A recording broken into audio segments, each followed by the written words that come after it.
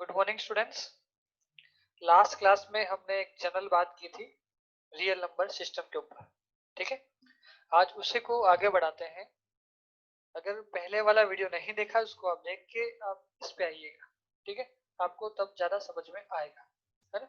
तो हम कल बात करते हैं एग्जाम्स ऑफ रियल नंबर के ऊपर कि रियल नंबर के कौन कौन से एग्जाम्स होते हैं उसके बारे में बात करने वाले हैं, है ना। इसमें से सबसे बड़ी बात आपको ये भी समझनी है कि ये पूरे चैप्टर में एक धारणा लेके चला है, इसको हम प्रूफ करने वाले हैं। R is complete ordered field, ये एक इंपॉर्टेंट लाइन है, इसको हम बातचीत करेंगे। आर जो है वो कंप्लीट ऑर्डर्ड फील्ड है। हम इस पूरे के ऊपर चर्चा करने वाले हैं। कंप्लीट ऑर्डर्ड फील्ड क्या होता है उसको हम देखेंगे, ठीक है ना। तो बस यही चेक करने वाले हैं, पूरे चैप्टर में यही चलेगा बस। तो उससे पहले हम पहले फील्ड के बारे में बात करेंगे, फिर ऑर्डर के बारे में बात करेंगे, फिर कंप्लीट के बारे में बात करेंगे। देखो, फील्ड, ऑर्डर और कंप्लीट हम इन्हीं के ऊपर बात करेंगे और फिर बताएंगे आर जो है सेट्स ऑफ रियल नंबर, वास्तविक संख्या का समुच्चय, वो एक कंप्लीट ऑर्डर फील्ड होता है। हम बस ये चेक करने वाले हैं और कुछ भी नहीं। ओके, तो एक्सटेंड मैंने आपको बताया था कम से कम 2 एलिमेंट होने चाहिए, 2 अवयव होने चाहिए। अब हम आज बात कर रहे हैं फील्ड एग्जाम्स की, इसके बारे में बात करते हैं। फील्ड एग्जाम्स क्या होता है ना। तो फील्ड एग्जाम्स के लिए आपको फील्ड की परिभाषा याद होनी चाहिए। फील्ड क्या होता है ना। तो आप साथ साथ लिखते जाइए, मैं फील्ड की डेफिनेशन भी लिखवा देता हूँ। फील्ड, इसको हिंदी में बोलते हैं क्षेत्र। ठीक है, डेफिनेशन लिखिए, कम से कम 2 अवयव वाला। इंक बदल लेता हूं मैं ना, यहाँ लिखिएगा कम से कम 2 अवयव वाला अरिक्त समुच्चय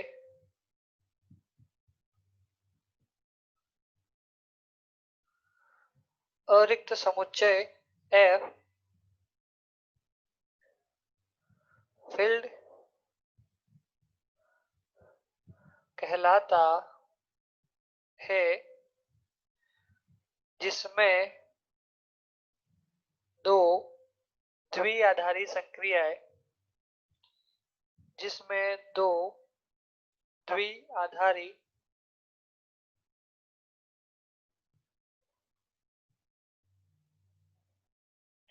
संक्रियाएं योग योग का सिंबल होता है प्लस, तथा गुणा परिभाषित हो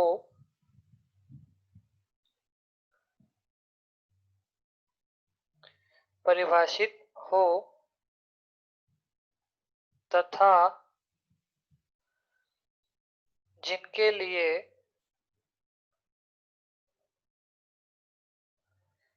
निम्न 11 अभिगृहीतों को संतुष्ट करता हो। 11 अभिगृहीतों को संतुष्ट करता हो।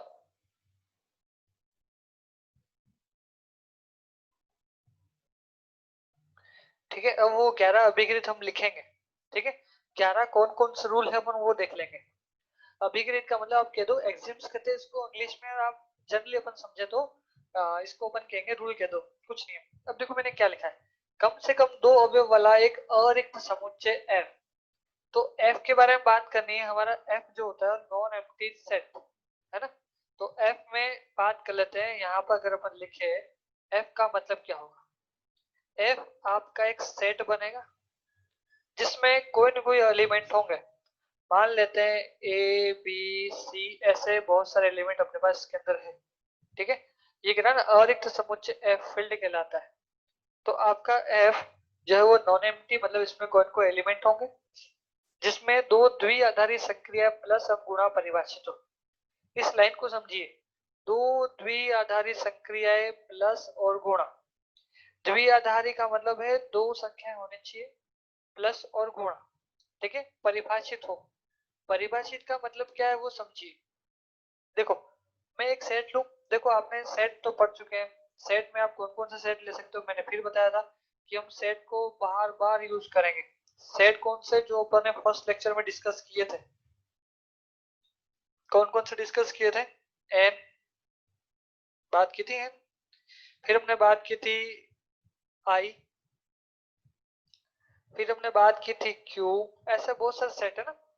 अच्छा एन के बारे में बात करूं, एन में कौन से होते हैं? 1 2 3 4 ऐसे चलेगा। चलिए एन के ऊपर ही अपन डिटेल में बात करते हैं। एन जो है, क्या पहले ये बात सेटिस्फाइड कर रहा है कि कम से कम 2 अवयव है इसके अंदर? सर इसके 2 अवयव है, 2 एलिमेंट है इसके अंदर। ये फील्ड कहलाएगा कब? जब दो द्विआधारी संक्रिया योग एवं गुणा परिभाषित हो। परिभाषित होने का मतलब ये है कि आप इस एन में से कोई भी 2 एलिमेंट आप उठाइए, इन एन में से कोई भी 2 एलिमेंट उठाइए, मतलब एन के एलिमेंट लेने का मतलब ये है कि 1 बिलोंग्स टू एन। ये बिलोंग्स का साइन, बिलोंग्स का मतलब एक सेट जो है अपने पास एन, उसका एलिमेंट लिया आपने एक, 1 बिलोंग्स टू एन, है ना। और दूसरा एलिमेंट आपको लेना है तो आपकी मर्जी वो लो, मैंने ले लिया 100, 100 बिलोंग्स टू एन, ये भी एन का एलिमेंट है, प्राकृत संख्या तो आएगी, है ना। अगर आप इन दोनों को जोड़ करते हो, ये 1 प्लस 100, तो उसकी वैल्यू कितनी आएगी? 101, वो भी तो इसी समुच्चय में से आएगा, है ना। तो आपने क्या किया, ऑपरेशन लगाया, ऑपरेशन लगा के चेक किया, सर वापस से 101 आया। 101 क्या है आपका? वो भी एक प्राकृत संख्या है। मतलब योग के लिए परिभाषित है, अपन ऐसा कह सकते हैं। मतलब क्या कह रहे हैं, जो सेट आपको दिया है उसके 2 एलिमेंट लो और उनको जोड़ो, और जोड़ने के बाद भी वो नया एलिमेंट जो आएगा वो भी उसी सेट में आना चाहिए। इसको बोलते हैं परिभाषित होना, है ना। इसको संवृत भी कहते हैं अंग्रेजी में। मतलब कोई भी दो प्राकृत संख्या को जोड़ोगे प्राकृत संख्या ही आएगी, ये कहना चाह रहा हूं। अच्छा, क्या गुणा भी डिफाइंड है इसके अंदर? गुणा एन में आपने वही ले लिए, 1 2 3 4 ऐसा करते करते अपन आगे गए। क्लियर? अब आपने कोई भी 2 एलिमेंट ले लो ना, 1 बिलोंग्स टू एन ले लो और 3 बिलोंग्स टू एन ले लो, इनका गुणा कराओ तो कितना आएगा? 1 इंटू 3, वो कितना आएगा? 3 आएगा। वो भी क्या होता है? प्राकृत संख्या।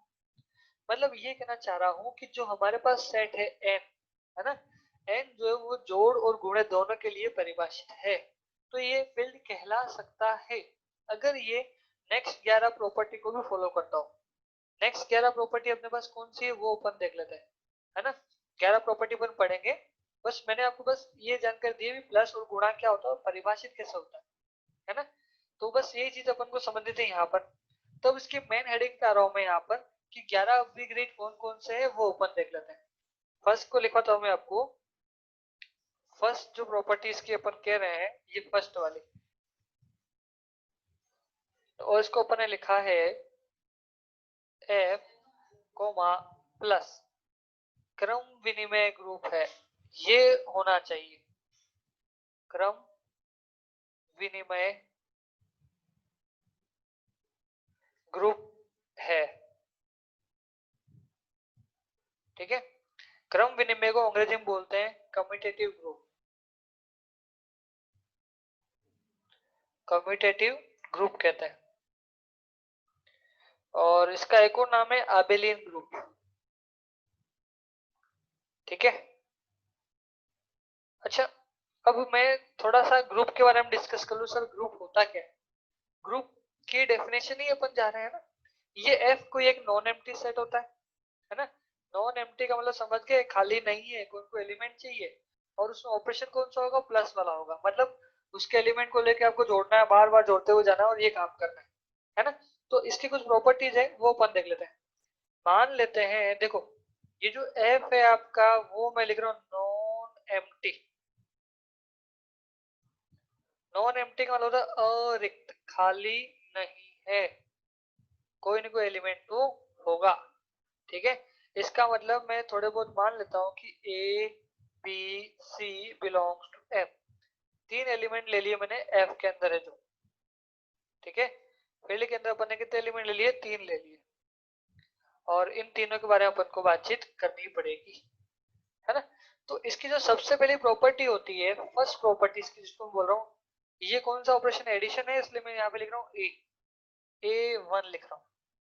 A1 एडिशन के लिए प्रॉपर्टी है ना। A1 का नाम लिख रहा हूं मैं क्लोजर, क्लोजर, हिंदी में बोलते हैं इसको संवृत। संवृत का मतलब क्या है कि जो सेट आपने लिया है, सेट कौन सा लिया है, एफ, है ना, उसके आप दो एलिमेंट लोगे, है ना, जैसे आप ये कह सकते हो कि लेट, अगर आपने ये लेट तो क्या अपन ने पहले ले लिया था, फील्ड के दो एलिमेंट लिए अपन ने, इंक बदल लेते हैं, फील्ड के आपने दो एलिमेंट लिए, एक तो लिया ए बिलोंग्स टू एफ और बी बिलोंग्स टू एफ, ये लिए, ए और बी दोनों फील्ड के एलिमेंट है, आपने इन दोनों को प्लस किया, ए प्लस बी, तो किसमें बिलोंग करेगा, वो भी फील्ड में बिलोंग करेगा, मतलब आपका जो सेट है उसमें बिलोंग करेगा, इसको बोलते हैं क्लोजर। अभी आपको मैंने एक एग्जांपल दिया था प्राकृत संख्या वाला, है ना, प्राकृत संख्याओं का समुच्चय जोड़ के लिए क्या होता है, क्लोजर होता है, क्यों होता है, आपने देखा था, दो प्राकृत संख्याओं का जोड़ करने पर भी आपको प्राकृत संख्या ही मिलती है, तो ये अपन ने बात की थी, है ना। तो जो सेकंड प्रॉपर्टी है A2, जो अपने पास होती है एसोसिएटिव, क्या होगा, एसोसिएटिव, एसोसिएटिव के बारे में हमने कल डिस्कस में बात की थी, पूरे डिटेल में गए थे अपन, है ना, इसको अपन क्या बोलते हैं, साहचर्यता, साहचर्यता बोलते हैं। अच्छा, डेफिनेशन क्या थी इसकी कि a प्लस बी प्लस सी, पहले ब्रैकेट आप यहां लगा दो, बाद में ब्रैकेट आप a प्लस बी प्लस सी, तो जो सेट आपका आपने लिया है ना वो इस रूल को फॉलो करेगा, ठीक है। हम अब आगे आते हैं, A3 पे आते हैं, तीसरी प्रॉपर्टी क्या है हमारे पास, है ना, तीसरी प्रॉपर्टी के बारे में बात करनी पड़ेगी अपने को। तीसरी प्रॉपर्टी है हमारे पास A3, जिसको मैं लिख रहा हूँ एडिशन के लिए इसलिए A3, है ना, इसमें लिख रहे हैं एग्जिस्टेंस ऑफ इनवर्स, ये इंपॉर्टेंट है, एग्जिस्टेंस ऑफ इनवर्स। अच्छा, पहले आइडेंटिटी ले लेते हैं फिर इनवर्स के बारे में बात करें, एग्जिस्टेंस ऑफ आइडेंटिटी, और कौन सी आइडेंटिटी मैं फिर बता रहा हूँ, जोड़ के लिए है तो आप क्या लिखेंगे, एडिटिव आइडेंटिटी, एडिटिव आइडेंटिटी, ठीक है, तत्समक। अच्छा, क्या समझे थे आप इसके अंदर, जोड़ के लिए तत्समक इसी के अंदर होना चाहिए, और जोड़ का तत्समक क्या था आपके पास, जीरो था ना, भाई आपने प्रॉपर्टी क्या पढ़ी थी, a प्लस जीरो, ए होना चाहिए, या फिर जीरो प्लस ए कर लो, वही आना चाहिए, तो आपने ये जो नंबर जोड़ा है वो आइडेंटिटी कहलाता है, किसकी, जोड़ की, तो जीरो जो है वो आपके सेट में होना चाहिए, अगर जीरो आपके सेट में है तो आपको बोलेंगे इसकी आइडेंटिटी है, ठीक है। जोड़ के लिए आइडेंटिटी क्या होती है, तस्मा क्या कहलाता है, जीरो होता है, और जीरो इस फील्ड में होना चाहिए, क्लियर। अच्छा, मैं आपको एक यहीं से क्वेश्चन पूछूं कि एन जो है क्या वो फील्ड होगा, यहाँ पर देखिएगा एन फील्ड कहलाएगा क्या, देखो फील्ड कब कहलाएगा, जब 11 की 11 प्रॉपर्टी फॉलो होती हो, है ना, लेकिन अगर मैं तीसरी प्रॉपर्टी पर ही आ जाऊं, तीसरी प्रॉपर्टी पर ही आ जाऊं मैं, है ना, तो क्या प्राकृत संख्याओं के समुच्चय में जीरो आता है क्या, प्राकृत संख्या समुच्चय होता है 1 2 3 करते करते अपन आगे बढ़ेंगे, अरे भैया इसमें जोड़ की आइडेंटिटी ही नहीं है, तो ये तो रूल होल्ड कर ही नहीं रहा है, इसमें जीरो तो आ ही नहीं रहा है, जब जीरो आ ही नहीं रहा है तो फील्ड होगा ही नहीं। मैं फिर बता दूं, फील्ड होने के लिए 11 की 11 प्रॉपर्टी फॉलो करनी चाहिए, तो हमने देख लिया कि सर एक प्रॉपर्टी फेल हो रही है, कौन सी, जीरो आता ही नहीं है इसमें, नहीं आता है, इसलिए प्राकृत संख्या का समुच्चय क्या होगा, फील्ड तो कभी भी नहीं होगा, हम ऐसा कह सकते हैं, है ना। अब A4 के बारे में बात करें तो वही चीज, एक्सिस्टेंस ऑफ एडिटिव इनवर्स, या इनवर्स लिख देता हूं सीधा में,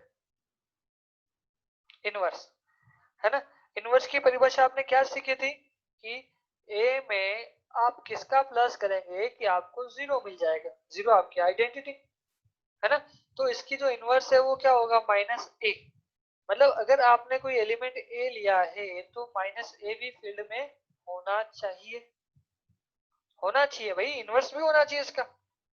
अच्छा, मैं अगर एग्जांपल दूं आपको कि जो आपने एन लिया था, प्राकृत संख्याओं के समुच्चय एन लिया था, भैया एन के अंदर माइनस ए भी नहीं होता, नहीं होता है ना, बिल्कुल सही बात है। तो अगर मैं ये कह दूं, अच्छा एक प्रॉपर्टी और लिखो इसकी A5, A5 होती है अपने पास कम्यूटेटिव, क्या होती है, कम्यूटेटिव, कम्यूटेटिव में क्या होगा, ए प्लस बी इज इक्वल्स में बी प्लस ए, इतना सा कंसेप्ट है। क्लियर। तो ये हमारे पास 5 रूल है किसके लिए, जोड़ के लिए।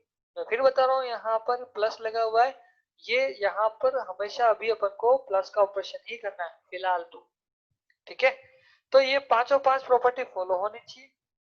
अगर मैं यहाँ पे आप एक नोट जरूर डाल लें, नोट अपने पास क्या रहेगा, मैं इधर बता दूं, आपके पास जो नोट है, नोट अगर A1 से लेकर A4 तक, या फिर मैं A1 कह दूं plus A2 plus A3 plus A4, अगर कोई फील्ड या कोई सेट इन चार प्रॉपर्टी फॉलो करता है उसको अपन कहते हैं ग्रुप, है ना।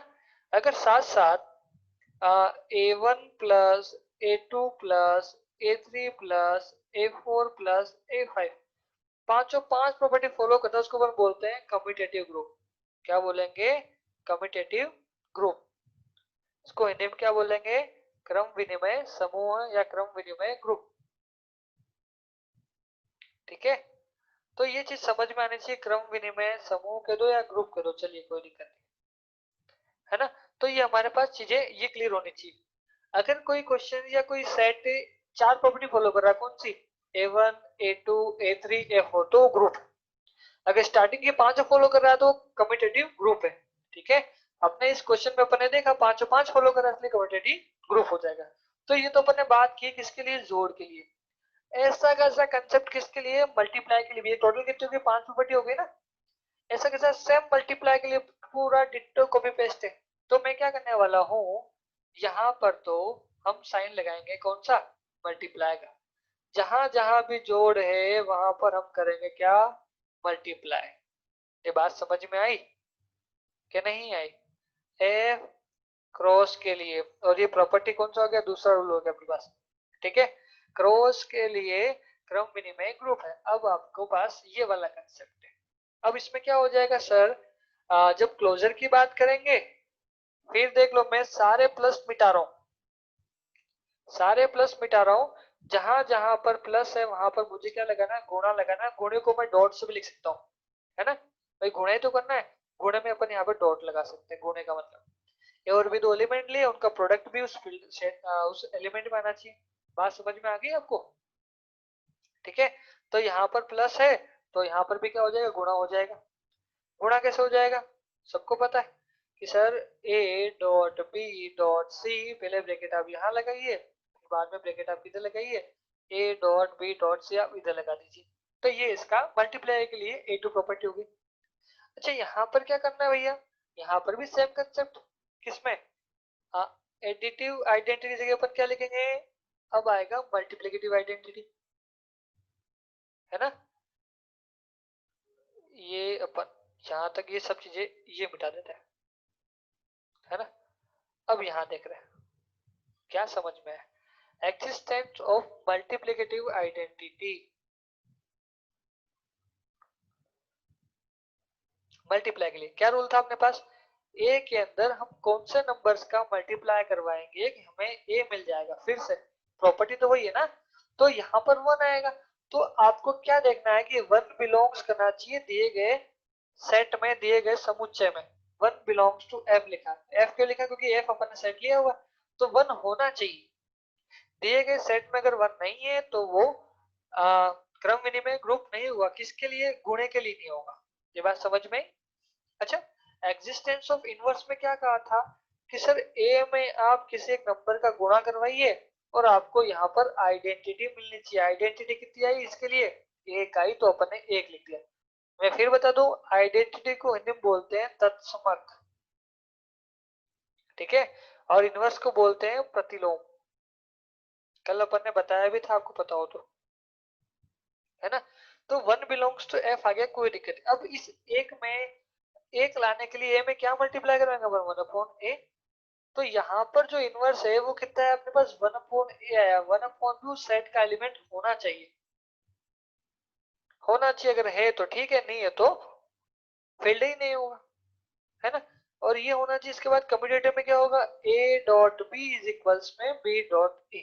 तो ये पांच प्रॉपर्टी वो और पांच प्रॉपर्टी ये, ठीक है। एक बार जोड़ के लिए और एक बार गुणे के लिए। तो ये तो होगी 10 प्रॉपर्टी। क्लियर होगी 10। एक प्रॉपर्टी और ले लेते हैं, है ना। एक प्रॉपर्टी अगर अपन और ले तो वो प्रॉपर्टी है अपने पास थर्ड प्रॉपर्टी। अगर मैं लिखूं उसको, मतलब वो 11th वाली टोटल आ गई, है ना। इसको बोलते हैं डिस्ट्रीब्यूटिव। डिस्ट्रीब्यूटिव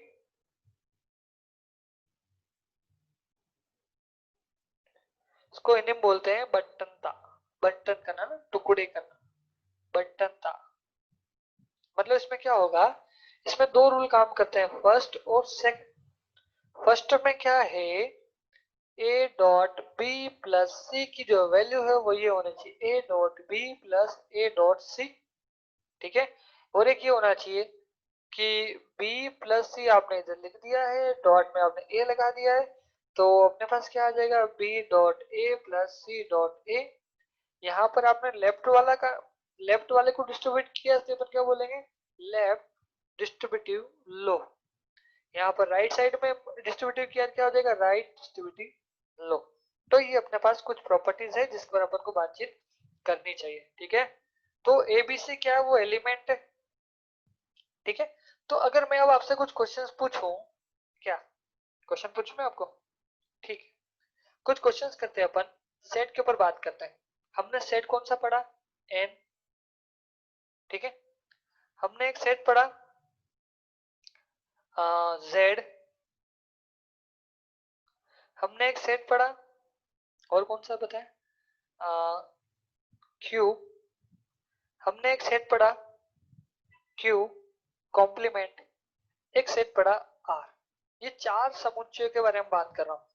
एन का मतलब फिर बता दो कि प्राकृत संख्या के समुच्चय 1 2 3 ऐसे करते करते। ठीक है।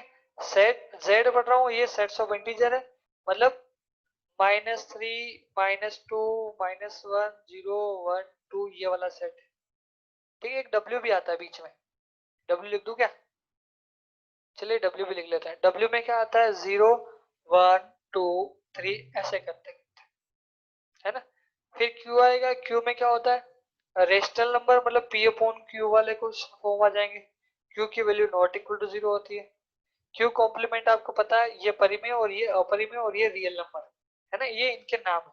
अच्छा, क्या ये फील्ड होंगे क्या, वो अपन देखना चाह रहे हैं। अच्छा, एक चीज और देखते हैं, फील्ड को लिखने का तरीका जो होता है ना वो ऐसा होता है। फील्ड को आप कैसे लिखेंगे, पहले एफ लिखेंगे, जो आपने सेट लिया वो, चाहे कोई भी सेट हो, एन हो डब्ल्यू हो क्यू हो, ये वाला सेट हो, है ना। फिर आप कोमा लगाएंगे और आपने ऑपरेशन लगाया कौन सा, जोड़ वाला लगाया, तो आप यहाँ लिखेंगे प्लस, और आपने ऑपरेशन कौन सा लगाया, क्रॉस लगाया। तो ये फील्ड को लिखने का तरीका है। भाई अपन किसी भी चीज को लिखने का कोई तरीका होता है ना अपने पास, तो ये फील्ड को लिखने का तरीका है। अब हम चेक कर रहे हैं कि क्या ये सभी के सभी फील्ड अपन ने लिखे, है ना। इसको मतलब ये है कि क्या ये जो फील्ड है, मैं यहाँ पे अगर लिखूं, एक सेकंड में यहाँ लिख जाऊं, एन प्लस क्रॉस ये लिखा, है ना। आगे लिखा मैंने is an plus cross field, क्या ये फील्ड होगा, वो बंद देख रहे हैं। फील्ड का मतलब 11 की 11 प्रॉपर्टी होनी चाहिए इसके अंदर, है ना। तो मैं अगर आपको बताऊं कि जोड़ की आइडेंटिटी आपने क्या पढ़ी थी, जीरो, कहाँ गया, जोड़ डाल तो मैंने मिटा दिया, है ना। फिर भी जोड़ की आइडेंटिटी कितनी होती है, 10 होता है ना। तो मुझे बताइए क्या इसके अंदर जीरो है क्या, जीरो नहीं है भैया, इसमें जोड़ की आइडेंटिटी नहीं है। अब जोड़ की आइडेंटिटी नहीं है मतलब कौन सा रूल है वो, A3। ये जो है A3 को सेटिस्फाइड नहीं करता, मैं ऐसा कह सकता हूं, नहीं करता है ना। जोड़ के लिए आइडेंटिटी नहीं करता है, इसका मतलब मैं ये कह दूं, zero does not belongs, belongs को काट दिया मैंने, does not belongs to N. इसका मतलब अपन क्या कहेंगे, जीरो बिलोंग नहीं करता है, मतलब एन जो है वो फील्ड नहीं होगा। बात समझ में आई। मैंने क्या 11 में से आपने एक भी प्रॉपर्टी फॉलो नहीं कर रहा है, मतलब वो फील्ड नहीं है ना। तो मैं ये कह सकता हूँ कि भैया ये जो है वो फील्ड नहीं है। फील्ड नहीं है। ये बात समझ में आई? अच्छा, क्या ये फील्ड होगा W वाला सेट? इसमें भी एक प्रॉपर्टी बात करते हैं ना, जोड़ के लिए इनवर्स। इनवर्स कौन सा होता है? वो A4। इसमें 0 तो है लेकिन A4 को सेटिस्फाइड नहीं करता है।